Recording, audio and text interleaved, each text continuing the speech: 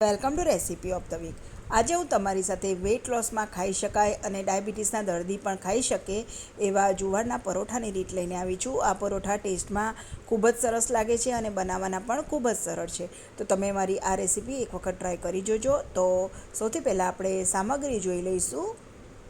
તો જુવારનો લોટ મેં લઈ લીધો છે અને વેજીટેબલ્સમાં મેં એક ડુંગળી એકદમ બારીક ચોપ કરીને લીધી છે, એક ગાજર મેં છીણીને લઈ લીધું છે, થોડી બારીક કાપેલી કોથમીર લીધી છે અને 1 ટેબલસ્પૂન આદું, મરચાં અને લસણની પેસ્ટ લીધી છે। તમે આમાં દૂધી છીણીને અને પાલકની ભાજી બારીક કાપીને પણ લઈ શકો છો। હવે 1 ટીસ્પૂન લાલ મરચું પાવડર, અડધી ટીસ્પૂન હળદર, 1 ટીસ્પૂન અજમો, ચપટી હિંગ, 1 ટીસ્પૂન તલ, સ્વાદ પ્રમાણે મીઠું અને 1 ટીસ્પૂન જેટલો મેં ગોળ લઈ લીધો છે અને 2 ટેબલસ્પૂન જેટલું મેં દહીં લઈ લીધું છે, જેથી ગળપણ અને ખટાશ સરસ લાગશે। હવે 2 કપ જેટલો મેં જુવારનો તાજો લોટ લઈ લીધો છે। તમે ડાયાબિટીસના દર્દી માટે બનાવતા હોય તો તમે ગોળ સ્કીપ કરી શકો છો।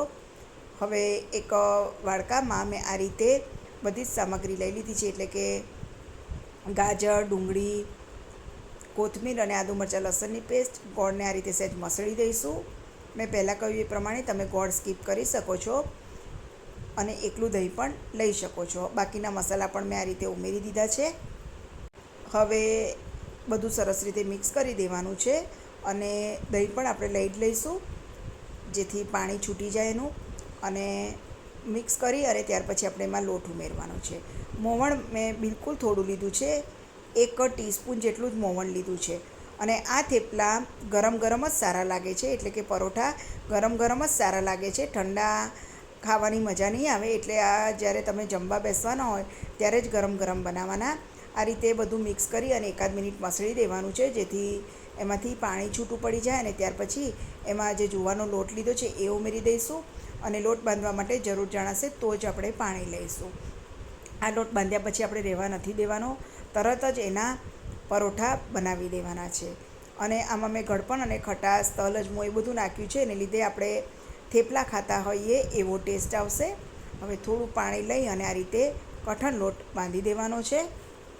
મારી આ રેસીપી તમે એક વખત ટ્રાય કરી જોજો, તમને જરૂરથી પસંદ આવશે। અને તમને મારી આ ચેનલમાં નવા હો તો એને સબસ્ક્રાઈબ કરજો અને મારા આ વિડીયોને લાઈક અને શેર કરજો। હવે આ રીતે મેં લોટ બાંધી દીધો છે અને હવે આપણે તરત જ એના પરોઠા બનાવી દઈશું। તો આ રીતે મેં લુઓ લઈ લીધો છે, તમારે જે પ્રમાણે મોટો નાનો પરોઠો બનાવવાનો હોય એ પ્રમાણે લેજો। તો આ રીતે મેં એક મીડિયમ સાઇઝનો લુઓ લઈ લીધો છે। હવે લોખંડનો તવો મેં ગરમ કરવા માટે મૂકી દીધો છે અને આ રીતે મેં ઘઉંના લોટનું અટામણ લીધું છે અને આ રીતે આપણે એકદમ હળવા હાથે આ રીતે પરોઠું વણી લેવાનું છે। પ્લાસ્ટિકની કોથળી પણ તમે લઈ શકો છો, એની પર પણ આ રીતે સરળતાથી વણી શકાય છે। અને આ પરોઠા એકદમ પતલા નહીં બને, મીડિયમ સાઇઝના જ બનશે। તો આ રીતે હળવા હાથે વણી અને મીડિયમ સાઇઝના વણી લેવાના છે। તો આ રીતે સરસ રીતે પરોઠું વણાઈ ગયું છે। આ રીતે થિકનેસ મેં આ રીતની રાખી છે, બહુ જાડું નહીં, બહુ પાતળું નહીં, એ રીતે। હવે તવો પણ સરસ ગરમ થઈ ગયો છે, તો એના ઉપર આપણે ધીમા તાપે બંને બાજુ સરસ રીતે શેકી લેવાના છે। આ રીતે તેલ લગાવી દેવાનું અને સરસ રીતે ગુલાબી રંગનું થાય ત્યાં સુધી શેકવાનું છે। તો આ રીતે શેકી લઈશું, બંને બાજુથી સરસ રીતે પ્રેસ કરતું જવાનું અને શેકતું જવાનું। જે રીતે આપણે મેથીના થેપલા બનાવીએ છીએ એ રીતે જ બનશે, પરંતુ આ મેં પહેલાં કહ્યું એ પ્રમાણે ગરમ ગરમ જ સરસ લાગશે અને તમે દહીં સાથે ખાઓ તો ખૂબ જ ટેસ્ટી લાગે છે, ચા સાથે પણ તમે ખાઈ શકો છો। તો આ રીતે સરસ રીતે થેપલું શેકાઈ રહ્યું છે, એટલે કે પરોઠું શેકાઈ રહ્યું છે, સરસ કલર પણ આવ્યો છે અને અત્યારે સુગંધ પણ ખૂબ સરસ આવી રહી છે। તો આ રીતે સરસ શેકાઈ ગયું છે। હવે ગરમા ગરમ પરોઠું હોય એની પર તમે ઘી લગાવો તો વધારે ટેસ્ટી બનશે, તમે એને સ્કીપ પણ કરી શકો છો। તો તૈયાર છે આ રીતે જુવારના પરોઠા।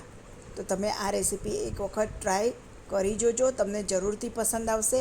વેઇટ લોસ માટે અને ડાયાબિટીસના દર્દી માટે આ ખૂબ જ ફાયદાકારક છે। તો એકદમ સોફ્ટ પરોઠા બન્યા છે।